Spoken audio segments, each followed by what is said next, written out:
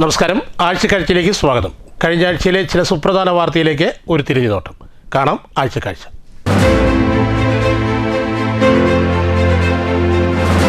സ്ത്രീ ശാക്തീകരണ രംഗത്തെ ലോകോത്തര മാതൃകയാണ് കുടുംബശ്രീ എന്ന് പൊതുവിദ്യാഭ്യാസ മന്ത്രി എൻ ശംസുദ്ദീൻ പറഞ്ഞു. ഉൽപ്പാദനം വർദ്ധിപ്പിക്കുന്നതിനും പങ്കാളിത്തം ഉറപ്പുവരുത്തുന്നതിനുമാണ് ജീവനം 2.0 പദ്ധതി ആവിഷ്കരിച്ചിരിക്കുന്നതെന്നും മന്ത്രി പറഞ്ഞു. സ്ത്രീ ശാക്തീകരണ രംഗത്തെ ലോകോത്തര മാതൃകയാണ് കുടുംബശ്രീ എന്ന് പൊതുവിദ്യാഭ്യാസ മന്ത്രി എൻ ശംസുദ്ദീൻ പറഞ്ഞു. കുടുംബശ്രീ ജില്ലാ മിഷന്റെ ആഭിമുഖ്യത്തിൽ നടന്ന ജീവനം 2.0 ക്യാമ്പയിന്റെ ജില്ലാതല ഉദ്ഘാടനം അലനല്ലൂർ UB കൺവെൻഷൻ സെന്ററിൽ നിർവഹിക്കുകയായിരുന്നു മന്ത്രി. അപ്പൊ ഇങ്ങനെ അത് കൃഷിയുടെ തന്നെ ഒരു ഭാഗമാണ്. അപ്പൊ കുടുംബശ്രീയെ ആ മേഖലയിൽ ഒന്നുകൂടി ശക്തമായി രംഗത്ത് വരാനും ആ മേഖലയിലെ ഉൽപാദനം വർദ്ധിപ്പിക്കാനും ഒക്കെ ആയിട്ടാണ് ഇങ്ങനെ ഒരു പുതിയ പദ്ധതി. ഈ മൃഗസംരക്ഷണ മേഖലയിലുള്ള ഒരു പങ്കാളിത്തം ഉറപ്പുവരുത്താനാണ് ഇങ്ങനെ ജീവനം 2.0 എന്ന പേരിൽ കുടുംബശ്രീ ഒരു പുതിയ പദ്ധതി ആവിഷ്കരിച്ചിട്ടുണ്ട്. ഭക്ഷ്യോൽപാദനത്തിന് ഉപകരിക്കുന്ന വളർത്തുമൃഗങ്ങൾ അട്ടപ്പാടി പോലുള്ള ഗ്രാമങ്ങളിൽ ഉൾപ്പെടെയുള്ളവരുടെ ഉപജീവന മാർഗമാണ്. അത്തരം മേഖലകളിൽ കൂടി കുടുംബശ്രീയെ ശാക്തീകരിക്കുന്നതിനും ഉൽപാദനം വർദ്ധിപ്പിക്കുന്നതിനും പങ്കാളിത്തം ഉറപ്പുവരുത്തുന്നതിനുമാണ് ജീവനം 2.0 പദ്ധതി ആവിഷ്കരിച്ചിരിക്കുന്നതെന്നും മന്ത്രി പറഞ്ഞു. അലനല്ലൂർ CDS ലൈഫ് സ്റ്റോക്ക് ക്ലസ്റ്ററിലെ ഏറ്റവും പ്രായമേറിയ കർഷകരായ പ്രസന്നാമ്മയ്ക്ക് വിരമരുന്ന് നൽകി ഡീഫോമിംഗ് ക്യാമ്പയിൻ മന്ത്രി ഉദ്ഘാടനം ചെയ്തു. ക്ലസ്റ്റർ പരിധിയിലുള്ള കർഷകർക്കുള്ള സൗജന്യ വിരമരുന്ന് വിതരണം, സംരംഭകർക്കായുള്ള ബാങ്ക് വായ്പാ മേള, കിസാൻ ക്രെഡിറ്റ് കാർഡ് ഡ്രൈവ് എന്നിവ പരിപാടിയുടെ ഭാഗമായി നടന്നു. ആനിമൽ ഹസ്ബൻഡറി പ്രൊഡ്യൂസർ ഗ്രൂപ്പുകൾക്കുള്ള ഫണ്ട് വിതരണം, തിരഞ്ഞെടുക്കപ്പെട്ട കർഷകർക്കുള്ള ആധുനിക കൃഷി മെഷീനറികളുടെ വിതരണം എന്നിങ്ങനെ മൃഗസംരക്ഷണ മേഖലയിലെ പുതിയ അറിവുകളും സേവനങ്ങളും എന്നിവയും ഒരുക്കിയിരുന്നു. മൃഗസംരക്ഷണ ക്ഷീരവികസന മേഖലയിലെ പ്രമുഖ ബ്രാൻഡുകളെയും സേവനങ്ങളെയും ഉൾപ്പെടുത്തി മെഗാ എക്സ്പോയും സംഘടിപ്പിച്ചു. മിൽമ ഫീഡ്സ്, KS ഫീഡ്സ് എന്നിവയുടെ സ്റ്റാളുകളും ആധുനിക ഡയറി മെഷീനറികളുടെ പ്രദർശനവും കുടുംബശ്രീ സംരംഭങ്ങളുടെ തനതുൽപ്പന്നങ്ങൾ ലഭ്യമാക്കുന്ന പ്രത്യേക സ്റ്റാളുകളും സജ്ജീകരിച്ചിരുന്നു. അലനല്ലൂർ ഗ്രാമപഞ്ചായത്ത് പ്രസിഡന്റ് ഹബീബുള്ള അൻസാരി അധ്യക്ഷത വഹിച്ചു. Mannarkkad block panchayat president M Neethu Shankar മുഖ്യാതിഥിയായി. കുടുംബശ്രീ സംസ്ഥാന പ്രോഗ്രാം മാനേജർ മൃഗസംരക്ഷണ മേഖലയിലെ ഡോക്ടർ വന്ദന ശശിധരൻ പദ്ധതി വിശദീകരിച്ചു. കോട്ടോപ്പാടം ഗ്രാമപഞ്ചായത്ത് പ്രസിഡന്റ് ബിന്ദു ചന്ദ്രൻ, തെങ്കര ഗ്രാമപഞ്ചായത്ത് president S Sheena, Alanallur division ജില്ലാ പഞ്ചായത്ത് മെമ്പർ റഷീദ് ആലയൻ, അലനല്ലൂർ ഗ്രാമപഞ്ചായത്ത് vice president Mariya Ambukkad, Mannarkkad block panchayat വികസനകാര്യ standing committee chairperson Anitha Vithinottil, Kudumbashree ജില്ലാ mission coordinator P Unnikrishnan, assistant ജില്ലാ മിഷൻ കോർഡിനേറ്റർ KR ഗീത, മൃഗസംരക്ഷണ മേഖല ജില്ലാ പ്രോഗ്രാം മാനേജർ ഐശ്വര്യ ശ്രീനിവാസൻ, ജനപ്രതിനിധികൾ, ഉദ്യോഗസ്ഥർ തുടങ്ങിയവർ പങ്കെടുത്തു. News bureau, Palakkad. കവളപ്പാറ ആര്യങ്കാവിലമ്മയ്ക്ക് പുതിയ കൊടിമരം ഒരുങ്ങുന്നു. എറുപ്പ ശിവക്ഷേത്രത്തിന് സമീപത്തു നിന്ന് മുറിച്ച തേക്കുമരം കൊടിമര ഘോഷയാത്രയോടുകൂടിയാണ് ക്ഷേത്രത്തിലെത്തിച്ചത്. ക്ഷേത്ര കമ്മിറ്റി ഭാരവാഹികളുടെയും ഊരാളന്മാരുടെയും നിരവധി ഭക്തജനങ്ങളുടെയും നേതൃത്വത്തിലായിരുന്നു ഘോഷയാത്ര. ചരിത്രപ്രസിദ്ധമായ ആര്യങ്കാവ് ക്ഷേത്രത്തിലാണ് പുതിയ കൊടിമരം ഒരുങ്ങുന്നത്. ഇതിന്റെ ഭാഗമായുള്ള പ്രാരംഭ പ്രവർത്തനങ്ങൾ ഞായറാഴ്ച നടന്നു. പുതിയ കൊടിമരത്തിനായുള്ള തേക്കുമരം കാരക്കാട് ചിറ്റടിയത്തെ മന വളപ്പിൽ നിന്നാണ് മുറിച്ചെടുത്തത്. ഇതിനു മുന്നോടിയായി ക്ഷേത്രം തന്ത്രിയുടെയും ആചാര്യന്മാരുടെയും നേതൃത്വത്തിൽ പൂജാതി കർമ്മങ്ങളും നടന്നിരുന്നു.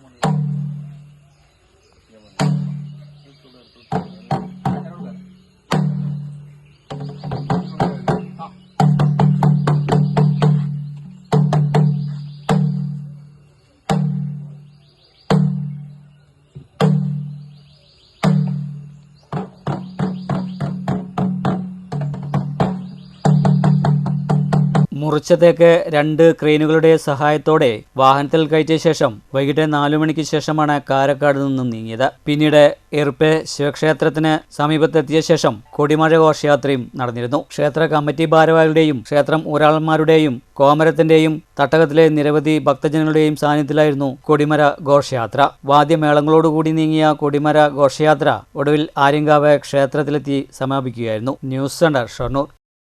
കളിച്ചുകൊണ്ടിരിക്കെ വീണ് 1.5 വയസ്സുകാരൻ മരണപ്പെട്ട വാർത്തയും കഴിഞ്ഞ ആഴ്ച കേൾക്കേണ്ടി വന്നു. തിരുവില്ലാമല മലേശമംഗലത്തായിരുന്നു സംഭവം. വീട്ടിൽ അച്ഛനോടൊപ്പം കളിച്ചുകൊണ്ടിരിക്കുകയാണ് കുട്ടിക്ക് വീണ പരിക്കേറ്റത്. വീഴ്ചയെ തുടർന്ന് കടുത്ത ശ്വാസതടസ്സം നേരിട്ട കുട്ടിയെ ഉടൻ തന്നെ ഒറ്റപ്പാലത്തെ വള്ളവനാട് ഹോസ്പിറ്റലിൽ എത്തിച്ചെങ്കിലും ജീവൻ രക്ഷിക്കാനായില്ല. മലേശമംഗലം അന്തേക്കർ ഗ്രാമത്തിലാണ് ഇവരുടെ വീട്.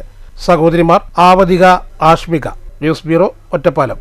വരവൂരിൽ കുളിക്കാൻ പോയ 19-കാരി വെള്ളത്തിൽ വീണ് മരിച്ച വാർത്തയും നമുക്ക് പങ്കുവെക്കേണ്ടി വന്നു. വരവൂർ തളി പിലാക്കാട് നെൽപ്പാടത്തിനോട് ചേർന്നുള്ള കുളത്തിലെ വെള്ളത്തിൽപ്പെട്ടാണ് ദേശമംഗലം വറവട്ടൂർ വരമംഗലത്ത് വീട്ടിൽ നാസറിൻ്റെ മകൾ 19-കാരിയായ ഹസ്നയെ മരിച്ച നിലയിൽ കണ്ടെത്തിയത്.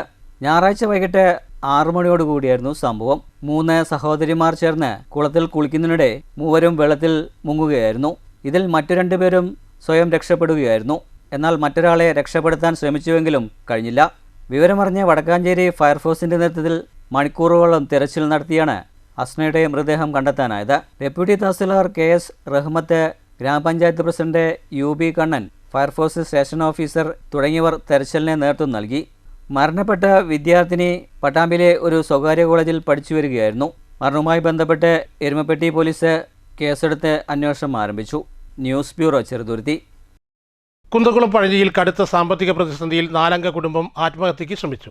സംഭവത്തിൽ കുടുംബനാഥനായ 50-കാരനും മകൾ 19-കാരിയും മരിച്ചു. ഭാര്യയെയും മകനെയും ഗുരുതരാവസ്ഥയിൽ ആശുപത്രിയിൽ പ്രവേശിപ്പിച്ചു.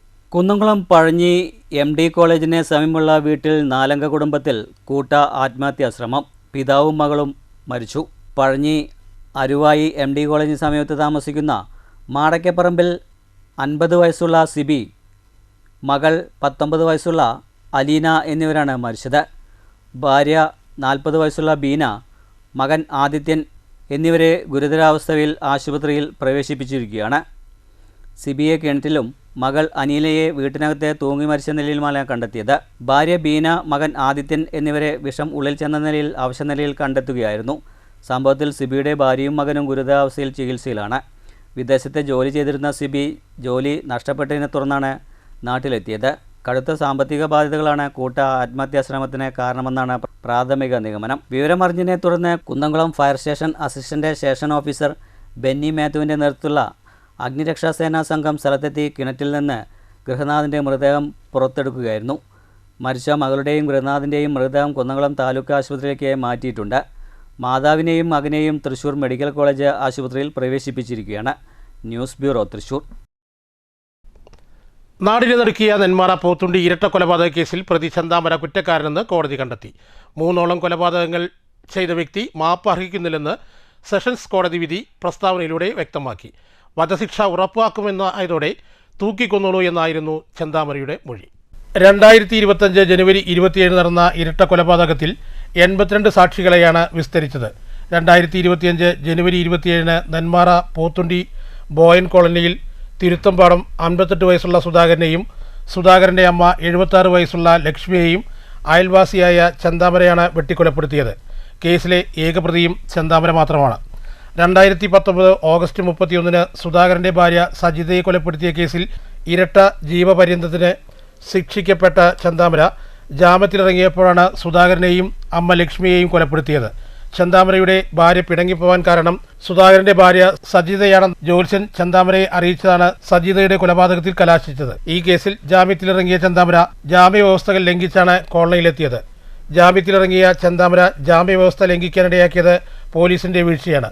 സുധാകരനെയും അമ്മ ലക്ഷ്മിയെയും കൊലപ്പെടുത്തിയ ശേഷം പോത്തുണ്ടി വനമേഖലയിൽ ഒളിച്ചിരുന്ന ചന്താമര ഭക്ഷണം കഴിക്കാനായി എത്തിയപ്പോഴാണ് പോലീസ് പിടിയിലായത്.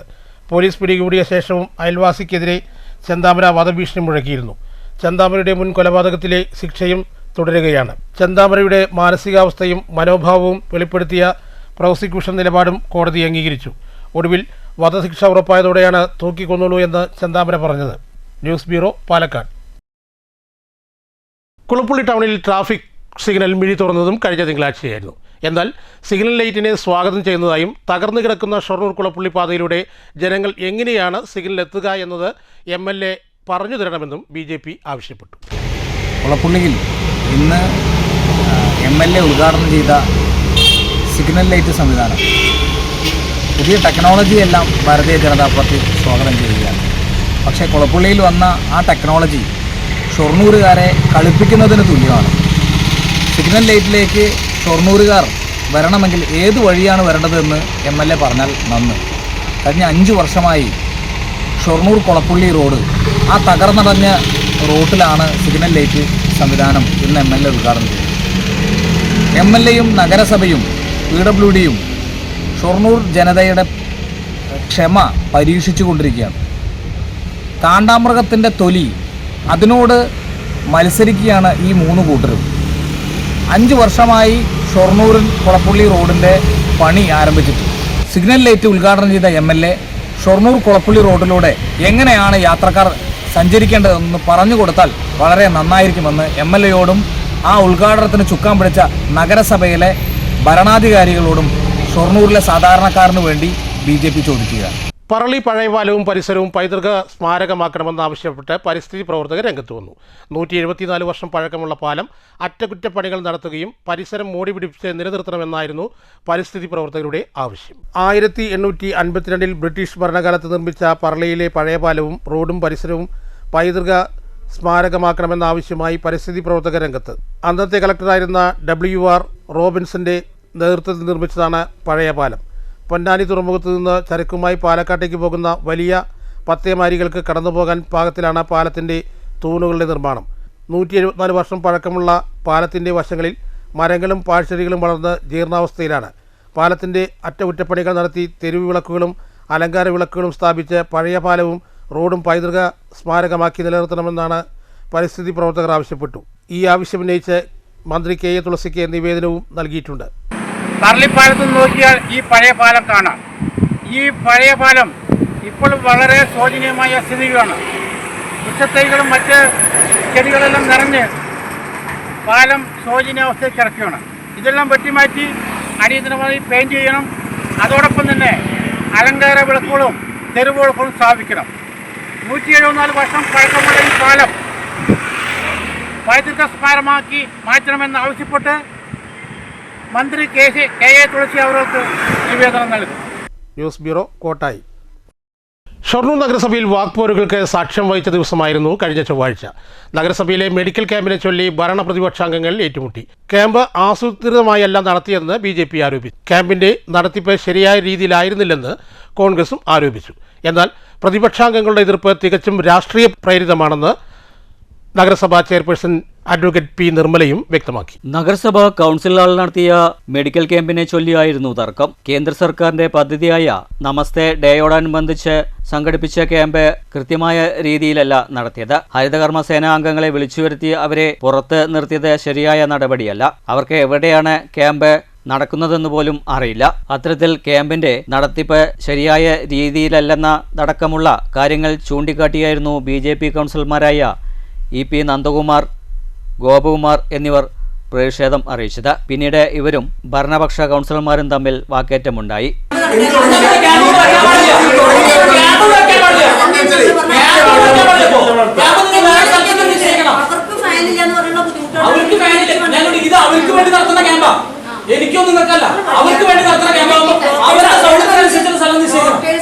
നഗരസഭയുടെ ഈ നടപടി ശരിയായില്ലെന്ന് ചൂണ്ടിക്കാട്ടി കോൺഗ്രസിലെ കൗൺസിലർമാരായ VK ശ്രീകൃഷ്ണൻ, സീന, ഗീത എന്നിവരും പ്രതിഷേധം അറിയിച്ചു. കൃത്യമായ രീതിയിലല്ല ക്യാമ്പ് ആസൂത്രണം ചെയ്തതെന്നും നഗരസഭയുടെ ഇത്തരം രീതികൾ ഒരിക്കലും അംഗീകരിക്കാൻ കഴിയില്ലെന്നും BJP കൗൺസിലർ EP നന്ദകുമാർ പറഞ്ഞു. നമസ്തേ എന്ന കേന്ദ്ര സർക്കാർ പദ്ധതി, ആ പദ്ധതി പ്രകാരം ഷൊർണൂർ നഗരസഭാ പ്രദേശത്തുള്ള സാനിറ്റേഷൻ വർക്ക് ചെയ്യുന്ന ഇവിടുത്തെ ശുചീകരണ തൊഴിലാളികൾ, ഹരിതകർമ്മ സേനാംഗങ്ങൾ, തൊഴിലുറപ്പ് തൊഴിലാളികൾ, ഈ പ്രദേശത്തുള്ള മറ്റ് ശുചീകരണ പ്രവർത്തനമായി നടത്തുന്ന സാധാരണക്കാരായ ആൾ, അവരുടെ ഇത്തരം ശുചീകരണ പ്രവർത്തനം നടത്തുന്ന ആളുകൾക്ക് ഉണ്ടാവുന്ന അസുഖങ്ങൾ, ആ അസുഖങ്ങൾക്കുള്ള ഒരു കേന്ദ്ര സർക്കാരിൻ്റെ ഒരു ചേർത്തുപിടിപ്പ്, അതാണ് ഈ നമസ്തേ പ്രോഗ്രാം. ഈ പ്രോഗ്രാം ഇന്ന് ഷൊർണൂരിൽ നടത്തുന്നത് ഇവിടുത്തെ ഹരിതകർമ്മ സേനാംഗങ്ങളെ അടക്കം മറ്റു സ്ഥലങ്ങളിലേക്ക് പറഞ്ഞയച്ച് ഇവിടെ ഷൊർണൂരിലെ നഗരസഭാ കൗൺസിൽ ഹാളിൽ ഒരു ഉദ്ഘാടന പരിപാടി മാത്രം നടത്തുന്നു. ഇവിടെ കാലങ്ങളായിട്ട് കേന്ദ്ര സർക്കാർ പദ്ധതികൾ അത് നാമമാത്രമായി നടത്തുകയും അത് ഫോട്ടോ എടുത്ത് അയക്കുകയും മാത്രമാണ് ചെയ്തുകൊണ്ടിരിക്കുന്നത്. ഇത് കൃത്യമായി ഇതിൻ്റെ ഉപഭോക്താക്കൾക്ക്, ഇതിൻ്റെ അർഹതപ്പെട്ട ആളുകൾക്ക് അവരുടെ കൈകളിലേക്ക് എത്തുന്നില്ല. നഗരസഭയുടെ ഇത്തരം നിലപാടിനെ രൂക്ഷമായി കോൺഗ്രസിലെ കൗൺസിലർ VK ശ്രീകൃഷ്ണനും വിമർശിച്ചു. നഗരസഭയുടെ ഇത്തരം രീതി നടപ്പാകില്ലെന്നും VK ശ്രീകൃഷ്ണൻ പറഞ്ഞു. ഒരു സംവിധാനം സംഘടിപ്പിക്കുമ്പോൾ അത് ഇവിടെയുള്ള കൗൺസിലർമാരെ കൃത്യമായി അറിയിക്കുകയോ മറ്റുള്ളവരൊന്നും അറിയിക്കാതെ ഒരു വിഭാഗം ആളുകൾ, ഇപ്പോൾ ഹരിതകർമ്മ സേനാംഗങ്ങൾ തന്നെ ഇതിൽ പങ്കെടുക്കാൻ കഴിഞ്ഞിട്ടില്ല. അവർക്ക് മുകളിലുള്ള ഒരു ഹാളിലാണ് ഈ പരിപാടി എന്ന് പറയുകയും നഗരസഭയുടെ കൗൺസിൽ ഹാളിൽ വെച്ച് ഡോക്ടർമാരടക്കം പരിപാടി നടത്തുകയും ഹരിതകർമ്മ സേനാംഗങ്ങൾക്ക് എവിടെയെന്നറിയാതെ 19ഓളം പേര് അവിടെ ഇവിടെയും കാത്തു നിൽക്കുകയാണ്. അപ്പോൾ ഒരു പരിപാടി സംഘടിപ്പിക്കുമ്പോൾ അതിലേക്ക് ഓർഗനൈസ് ചെയ്യുമ്പോൾ അത് കൃത്യതയോടുകൂടി ചെയ്യാതെ പല സാഹചര്യങ്ങളും ഇത്തരത്തിലുണ്ടായിട്ടുണ്ട്.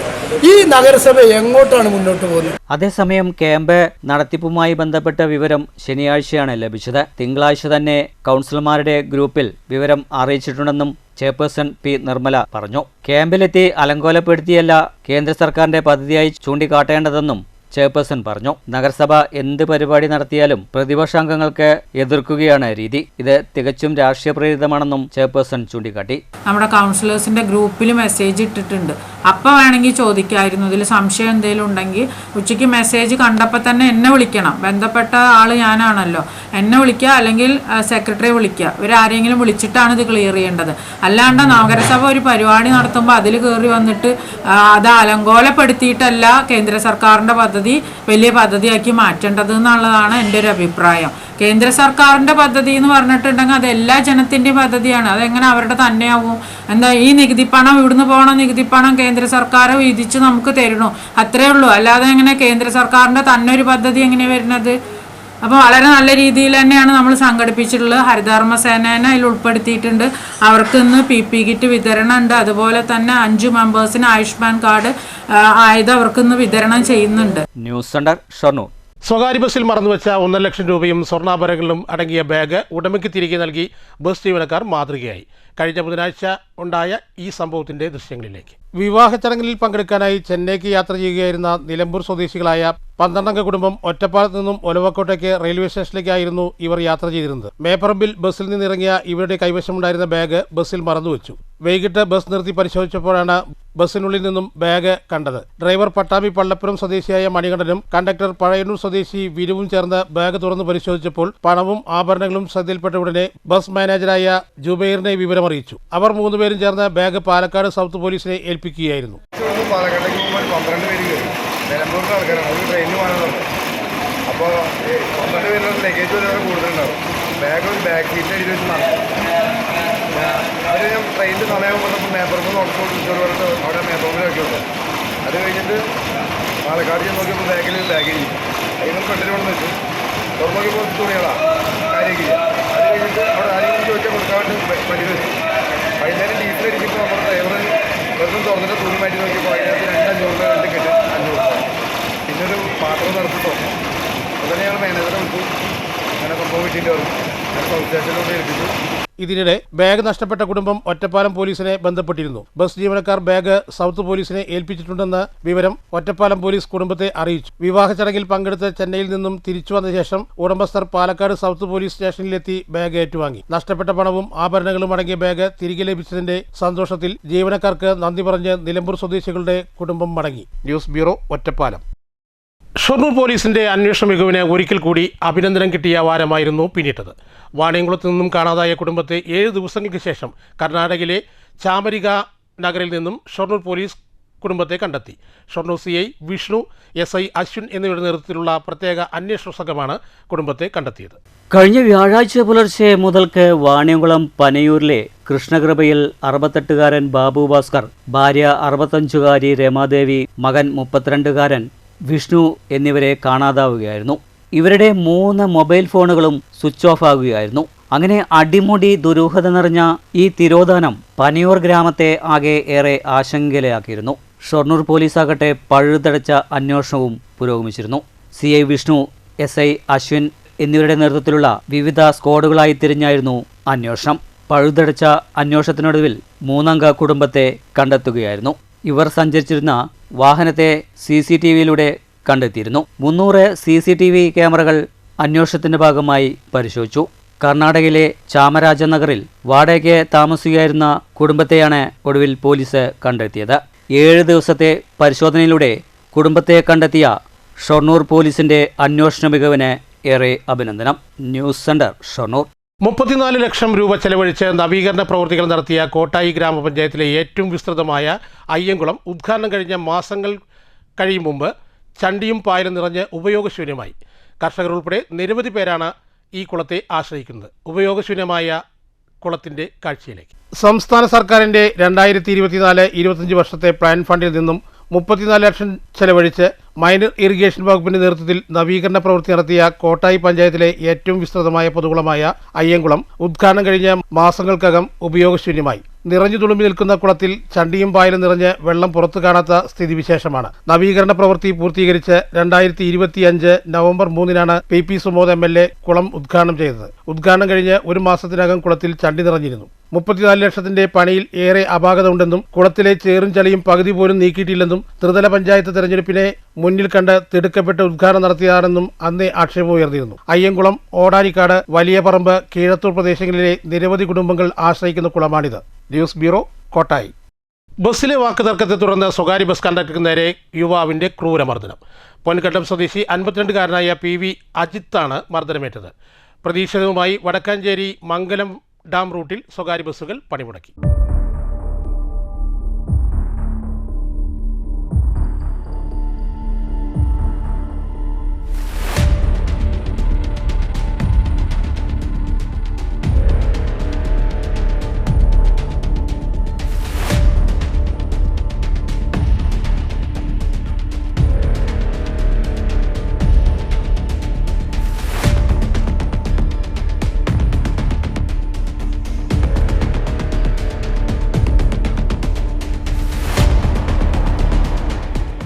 കണ്ടക്ടറും മുടപ്പല്ലൂരിൽ നിന്ന് കയറിയ യുവാവും തമ്മിൽ ബസ്സിൽ വെച്ച് വാക്കേറ്റമുണ്ടായിരുന്നു. ഉന്തും തള്ളുമുണ്ടായി യുവാവ് ബസ്സിൽ നിന്ന് ഇറങ്ങിപ്പോയിരുന്നു. പിന്നീട് വൈകിട്ട് മംഗലം ഡാമിലെ പെട്രോൾ പമ്പിൽ നിന്ന് ബസ്സിൽ ഡീസൽ അടിക്കുന്നതിനിടെയാണ് സുഹൃത്തുക്കൾക്കൊപ്പം കാറിലെത്തി യുവാവ് കണ്ടക്ടറെ ക്രൂരമായി മർദ്ദിച്ചത്. മർദ്ദനത്തിന്റെ CCTV ദൃശ്യങ്ങൾ പുറത്തുവന്നു. സംഭവത്തിൽ പ്രതിഷേധിച്ച് വ്യാഴാഴ്ച വടക്കഞ്ചേരി മംഗലം ഡാം റൂട്ടിൽ സ്വകാര്യ ബസ് പണിമുടക്കി. News bureau, Palakkad. ചെന്താമര പ്രതിയായ നെന്മാറ ഇരട്ടക്കൊലക്കേസിൽ വിധി പ്രസ്താവം ജൂലൈ 20 പ്രഖ്യാപിക്കും. പാലക്കാട് ജില്ലാ അഡീഷണൽ സെഷൻസ് കോടതിയാണ് വിധി പറയുക. ജില്ലാ നിയമസഹായ വേദിയുടെ റിപ്പോർട്ടിന്മേൽ വ്യാഴാഴ്ച വാദം പൂർത്തീകരിച്ചിരുന്നു. ജയിലിൽ ജോലി ചെയ്യുന്ന പണം കൊണ്ട് സുധാകരന്റെ മക്കളെ സംരക്ഷിക്കാമെന്ന പ്രതിയുടെ വാദം പരിഹാസ്യമാണ്. പ്രകോപിച്ചാൽ ആരെയും കൊല്ലുമെന്ന് പറയുന്ന പ്രതിയെ എങ്ങനെ സമൂഹത്തിൽ വിടാൻ കഴിയുമെന്ന് ചോദിച്ച പ്രോസിക്യൂഷൻ പ്രതിക്ക് വധശിക്ഷ തന്നെ നൽകണമെന്ന് വാദിച്ചു. എന്നാൽ പ്രതിക്ക് ഭാവിയിൽ മാനസാന്തരം ഉണ്ടായിക്കൂടുന്നില്ലെന്നും പരമാവധി ശിക്ഷ നൽകരുതെന്നും പ്രതിഭാഗം വാദിച്ചു. പാപത്തെ വെറുക്കുക, പാപിയെ സ്നേഹിക്കുക എന്ന കാര്യമാണ് പ്രതിഭാഗം പറഞ്ഞത്. റിപ്പോർട്ടിന്മേൽ വാദം പൂർത്തിയാക്കിയ ശേഷമാണ് വിധി പറയാനായി കേസ് അടുത്ത തിങ്കളാഴ്ചയിലേക്ക് മാറ്റിയത്. News bureau, Palakkad. പാലക്കാട് വിദ്യാർത്ഥികൾക്ക് നേരെ ലോറി പാഞ്ഞുകയറി ഒരു വിദ്യാർത്ഥി മരിച്ചു. പാലക്കാട് മുണ്ടൂർ 9-ാം മൈലിൽ വെച്ചാണ് സംഭവം ഉണ്ടായത്. ആശുപത്രി മാലിന്യങ്ങളുമായി പോകുകയായിരുന്ന ലോറിയാണ് വിദ്യാർത്ഥികൾക്ക് നേരെ പാഞ്ഞുകയറിയത്. മറ്റ് 3 വിദ്യാർത്ഥികൾക്ക് ഗുരുതരമായി പരിക്കേറ്റു. മുണ്ടൂർ യുവക്ഷേത്ര കോളേജിലെ വിദ്യാർത്ഥി മുഹമ്മദ് ഫർഹാനാണ് മരിച്ചത്. ഗുരുതരമായി പരിക്കേറ്റ മുഹമ്മദ് റസൽ പലാന ആശുപത്രിയിൽ ചികിത്സയിലാണ്. അഹമ്മദ് സിബിൽ, മുഹമ്മദ് റാഷിദ്, മുഹമ്മദ് ആഷിഫ് എന്ന യുവക്ഷേത്ര കോളേജിലെ വിദ്യാർത്ഥികൾക്കും ഒരു നാട്ടുകാരനുമാണ് പരിക്കേറ്റത്. ഇവിടെ പരിക്ക് സാരമുള്ളതല്ല. പാലക്കാട് നിന്ന് ചെർപ്പുളശ്ശേരി ഭാഗത്തേക്ക് പോകുകയായിരുന്ന ആശുപത്രി മാലിന്യം കയറ്റിയ മിനി ലോറി നിയന്ത്രണം വിടുകയും റോഡ് അരികിലൂടെ നടന്നു പോവുകയായിരുന്ന വിദ്യാർത്ഥികളുടെ മേൽ പാഞ്ഞുകയറുകയുമായിരുന്നു. പള്ളിയിൽ പോയി മടങ്ങുന്നതിനിടയിലായിരുന്നു കുട്ടികൾ അപകടത്തിൽപ്പെട്ടത്.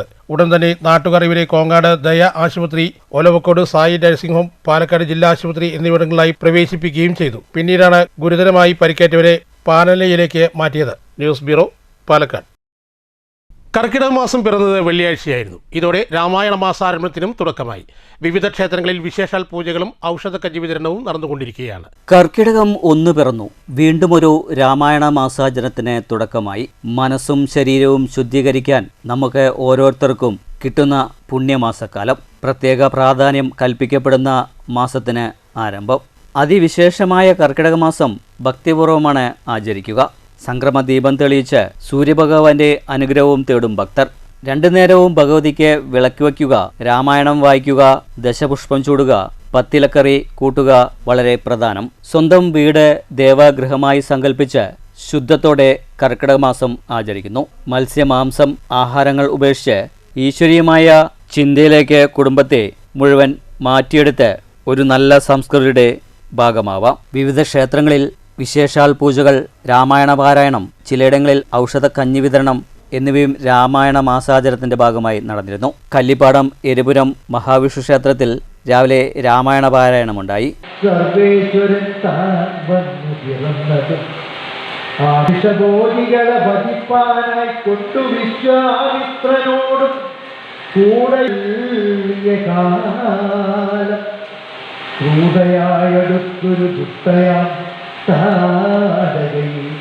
പദ്ധതി മധ്യേ കൊന്നു സത്വരം ചിത്താശ്രമം ബദ്ധമോദേന പുപ്പുയാഗരക്ഷയും ചെയ്തു സിദ്ധസങ്കൽപ്പനായ കൗശികമുനിയോട്.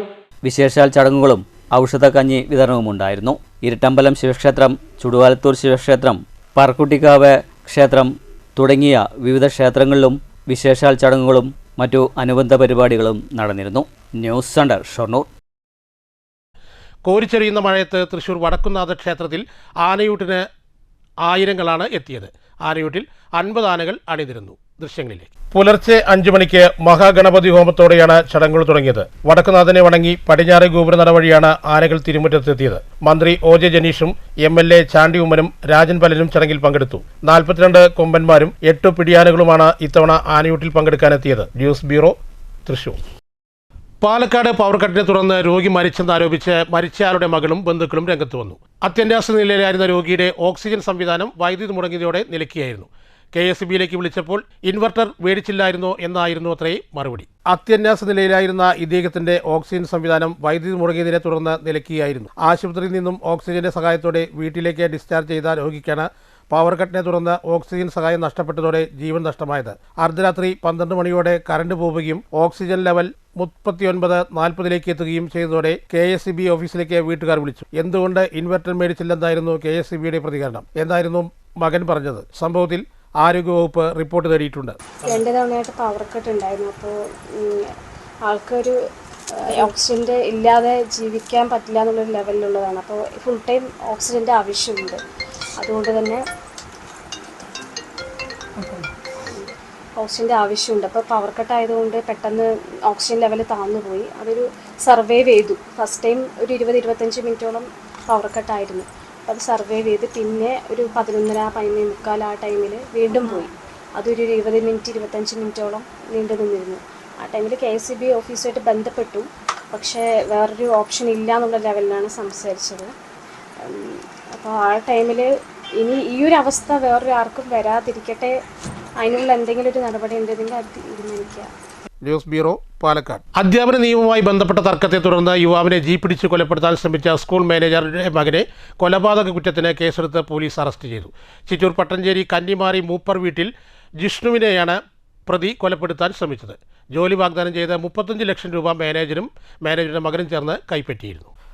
വിദ്യാലയത്തിലെ അധ്യാപക ജോലിക്കായി ജിഷ്ണു 35 ലക്ഷം നൽകിയിരുന്നു. എന്നാൽ ജോലി ലഭിച്ചില്ല. ജോലി ലഭിക്കാതെ വന്നതോടെ കൊടുത്ത പണം തിരികെ ചോദിച്ച് ജിഷ്ണുവും അച്ഛൻ പീതാംബരനും അജയന്റെ വീട്ടിലെത്തിയിരുന്നു. വീട്ടിൽ വെച്ച് ജിഷ്ണുവിനെയും അച്ഛൻ പീതാംബരനെയും അജയനും അച്ഛൻ അനൂപ് കുമാറും ചേർന്ന് ക്രൂരമായി മർദ്ദിച്ചു. എന്നിട്ടും അരിശം തീരാതിരുന്ന ഇവർ കാഞ്ഞിക്കുളം പെട്രോൾ പമ്പിൽ വെച്ച് ജിഷ്ണു സഞ്ചരിച്ച കാറിന് പിന്നിൽ ജീപ്പ് പിടിച്ച് കൊലപ്പെടുത്താൻ ശ്രമിക്കുകയായിരുന്നു. ഇക്കഴിഞ്ഞ 10 നടന്ന സംഭവത്തിൽ CCTV ഉൾപ്പെടെയുള്ള പരിശോധിച്ചാണ് പോലീസ് കേസെടുത്തത്.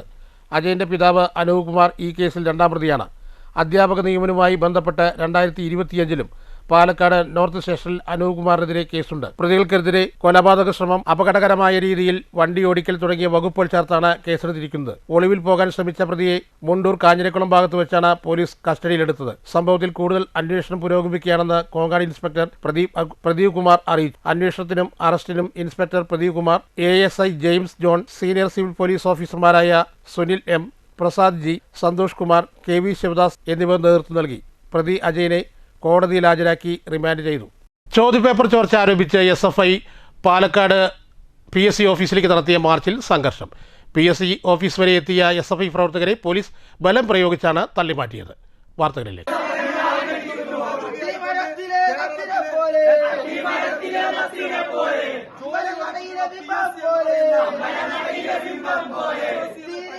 രണ്ട് പരീക്ഷയായിരുന്നു ഇന്ന് PSC നടത്താൻ തീരുമാനിച്ചിരുന്നത്. ഉച്ചയ്ക്ക് നടത്തേണ്ട പരീക്ഷയുടെ ചോദ്യപേപ്പർ കാലത്ത് പൊട്ടിക്കുകയും കാലത്ത് നടക്കേണ്ട പരീക്ഷയ്ക്ക് നൽകിയതുമാണ് വിവാദമായത്. ചോദ്യപേപ്പർ കവർ മാറി പൊട്ടിച്ചത് വിവാദമായതോടെ PSC പരീക്ഷ മാറ്റിവെച്ചു. ആലപ്പുഴയിലാണ് ചോദ്യപേപ്പർ കവർ മാറ്റി പൊട്ടിച്ചത്. News bureau, Palakkad. ഇതോടെ ആഴ്ച പരിപൂർണമാകുന്നു. വീണ്ടും അടുത്ത ആഴ്ച ഇതേ സമയം ഇതേ ദിവസം വീണ്ടും കാണാം.